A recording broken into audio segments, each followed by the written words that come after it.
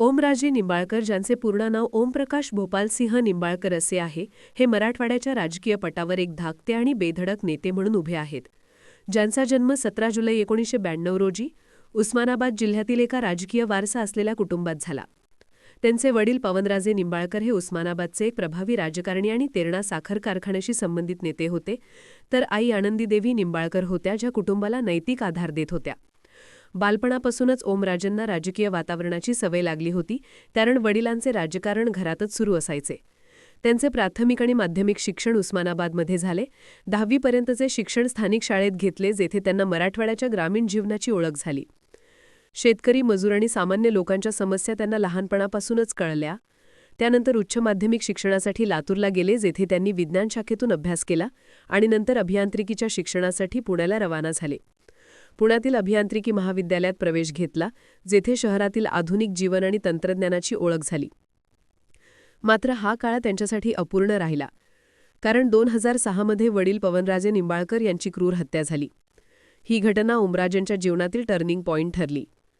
3 जून 2006 रोजी नवी मुंबईतील कळंबोली येथे पवनराजेंनी मोटारीतून जात असताना 2 अज्ञात व्यक्तींनी गोळ्या झाडल्या, ज्यात पवनराजे आणि त्यांचा वाहनचालक दोघांचाही जागीच मृत्यू झाला.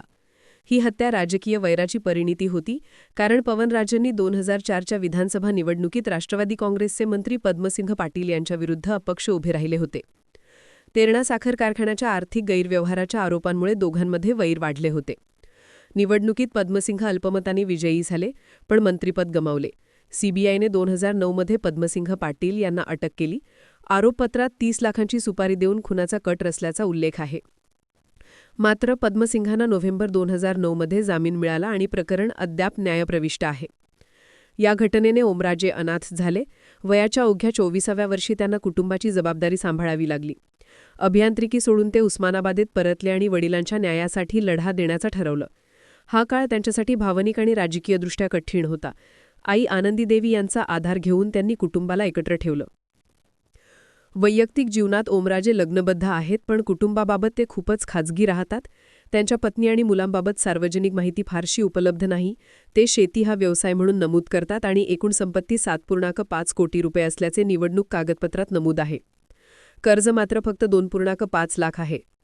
राजकारणात प्रवेश करण्यापूर्वी त्यांना राजकारणात रस नव्हता. ते अभियंता होण्याचे स्वप्न पडत होते, पण वडिलांच्या हत्येनेच त्यांना राजकीय रिंगणात उतरायला भाग पाडले. 2006 नंतर लगेचच त्यांनी वडिलांच्या वारशाला पुढे चालू ठेवण्यासाठी प्रयत्न सुरू केले. वयाच्या 22व्या वर्षी काही श्रोत्यांनुसार 2004च्या आसपास राजकारणात पदार्पण केले. सुरुवातीला काँग्रेसमध्ये होते, पण नवखे असूनही जिल्हा परिषदेच्या निवडणुकीत कमाल करून दाखवली. गावोगावी सभा घेऊन उमेदवारांची निवड केली. वयाच्या 23व्या वर्षी जिल्हा परिषदेत सत्तापालट घडवून आणला. पाटील यांचे तेरणा साखर कारखाना आणि विधानसभा निवडणुकीत पराभव करून सत्ता साम्राज्याला धक्का दिला. 2009च्या विधानसभा निवडणुकीत आघाडी सरकारमुळे उस्मानाबाद जागा राष्ट्रवादीला सोडण्यात आली. यामुळे ओमराजेंनी काँग्रेसला सोडत चिठ्ठी देऊन शिवसेनेत प्रवेश केला. हे निर्णय धाडशी होते.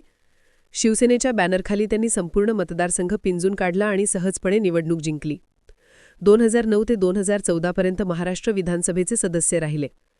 यानंतर 2014च्या लोकसभा निवडणुकीत धाराशिव पूर्वीचे उस्मानाबाद मतदारसंघातून शिवसेनातर्फे उभे राहिले आणि विजय मिळाला. मात्र 2014च्या विधानसभा निवडणुकीत राणा जगजितसिंह पाटील यांच्याविरुद्ध लढत पराभूत झाले. ही पराभवाची घटना त्यांना आणखी मजबूत बनवली. 2019च्या लोकसभा निवडणुकीत पुन्हा राणा जगजितसिंह पाटील यांचा पराभव करून 5,96,640 मते मिळवली, तर विरोधकांना 4,69,074 मते मिळाली. हा विजय वडिलांच्या हत्येचा बदल्याचा वाटला. 2024च्या लोकसभा निवडणुकीतही त्यांनी 7,48,752 मते मिळवून विजय मिळवला. प्रतिस्पर्धी अर्चना राणा जगजितसिंह पाटील यांना 4,19,600 मते मिळाली. आता ते 8व्या लोकसभेचे सदस्य आहेत. राष्ट्रपती रामनाथ कोविंद आणि द्रौपदी मुर्मू यांच्या काळात काम केले. मागील खासदार प्रा. रवींद्र गायकवाड होते. ओमराजेंचा राजकीय प्रवास शिवसेना उद्धव बाळासाहेब ठाकरे या पक्षाशी जोडलेला आहे. ते तरुण नेतृत्व म्हणून ओळखले जातात. बेधडक स्वभाव असल्याने ते चर्चेत राहतात. 2019 मध्ये कळंब तालुक्यात सभेच्या वेळी त्यांच्यावर चाकू हल्ला झाला. हल्लेखोराने नमस्कार करत हात मिळवला आणि चाकू उघारला. ओमराजेंनी हातावर वार झेलला, ज्यामुळे हाताला जखम झाली आणि घड्याळ तुटले, तरीही ते शांत राहिले आणि हल्लेखोराला पकडले. ही घटना त्यांच्या धैर्याची साक्ष देते, शिवाय ते लोकांच्या सेवेसाठी नेहमी पुढाकार घेतात. 2025 मध्ये धाराशिवच्या पूरग्रस्त भागात थेट पाण्यात उतरून एका कुटुंबाला वाचवले. आजी आणि 2 वर्षाच्या नातवंडाला NDRFच्या मदतीने बाहेर काढले. रात्री 2 वाजता परांड परिसरात ही घटना घडली. याशिवाय ते शेतकऱ्यांच्या मदतीसाठी ग्राउंडवर उतरतात. 2025 मध्ये जिल्हाधिकाऱ्यांचा डान्स व्हायरल झाल्यावर संताप व्यक्त केला, कारण पूरग्रस्तांच्या वेळी प्रशासन अशा गोष्टी करत असल्याचा आरोप केला. राजकीय विवादात ते पाटील कुटुंबावर टीका करतात. पद्मसिंह पाटील यांच्यावर वडिलांच्या हत्येचा आरोप करत न्यायाची मागणी करतात. 2024 मध्ये अमित शहा आणि देवेंद्र फडणवीस यांच्याकडे भेट घेऊन न्यायासाठी विनंती केली, पण अद्याप न्याय मिळाला नाही. तुळजापूर ड्रग्ज प्रकरणातही ते आघाडीवर आहेत. आरोपी फरार असल्याचा मुद्दा उपस्थित करतात. धाराशिवच्या विकासासाठी 140 कोटी रुपयांचा निधी मागतात आणि स्वतःचा मोबाईल नंबर जाहीर करून जनतेचा तक्रारी ऐकतात. देशातील पहिले असे खासदार म्हणून ओळखले जातात. मराठवाडा भूषण म्हणून त्यांना सन्मानित केले जाते.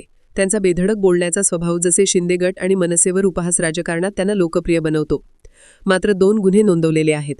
तरीही ते सामान्य माणसांचे नेते आहेत.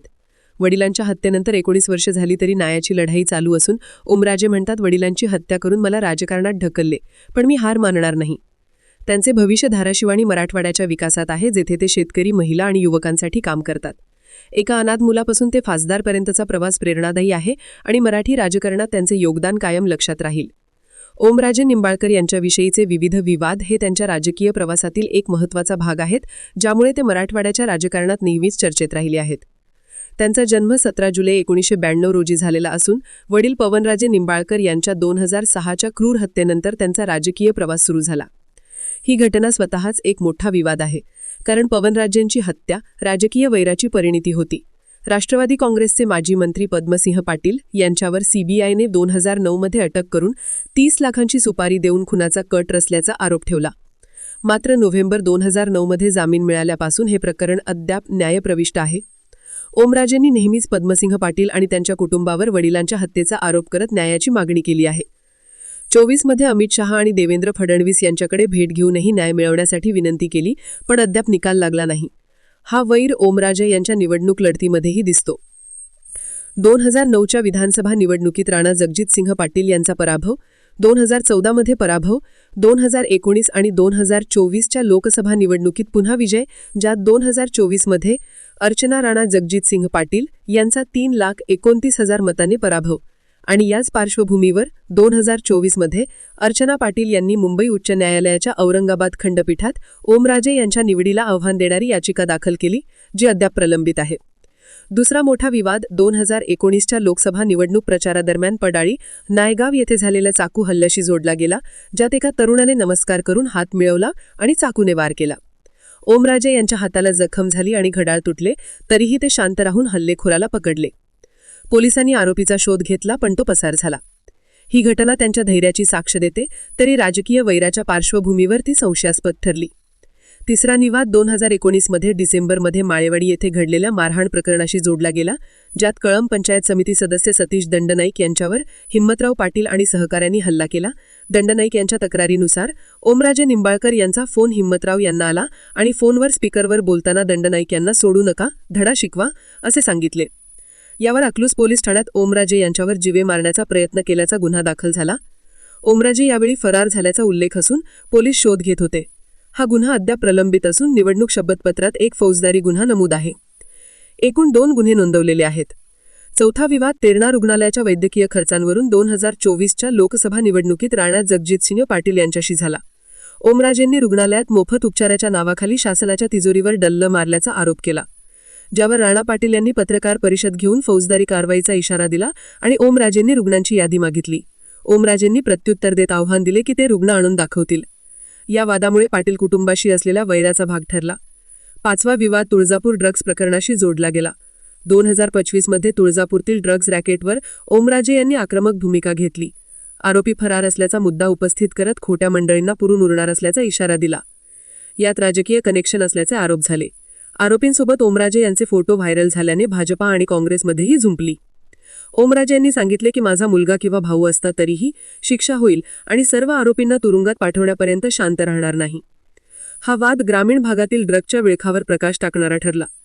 6वा विवाद 2025 मध्ये जिल्हाधिकाऱ्यांचा डान्स व्हायरल व्हिडिओवरून झाला. पूरग्रस्तांच्या वेळी प्रशासन अशा गोष्टी करत असल्याचा आरोप करत ओमराजे यांनी संताप व्यक्त केला. यामुळे प्रशासकीय आणि राजकीय वर्तुळात खळबळ उडाली. शिवाय 2024 मध्ये डीपीडीसी बैठकीत ओमराजे आणि राणा जगजितसिंह पाटील यांची जोरदार खडाजंगी झाली. पालकमंत्री प्रताप सरनाईक यांच्या समोरच ड्रग्ज रॅकेट म्हणून आरोप प्रत्यारोप झाले. सत्ताधारी आणि विरोधकांच्या हाती कोलीत मिळाल्याचा उल्लेख करत ओमराजे यांनी टीका केली. हे विवाद ओमराजेंचे बेधडक स्वभावाचे दर्शन घडवतात. जसे शिंदे गट आणि मनसेवर उपहास, राजकारणात त्यांना लोकप्रिय बनवतो. मात्र 2 गुन्हे नोंदवलेले आहेत, तरीही ते सामान्य माणसांचे नेते आहेत. वडिलांच्या हत्येनंतर 19 वर्षे झाली तरी न्यायाची लढाई चालू असून ओमराजे म्हणतात, वडिलांची हत्या करून मला राजकारणात ढकलले, पण मी हार मानणार नाही. हे विवाद त्यांच्या प्रेरणादायी प्रवासाचा भाग आहेत, ज्यातून मराठवाड्याच्या राजकारणाला नवे वळण मिळते.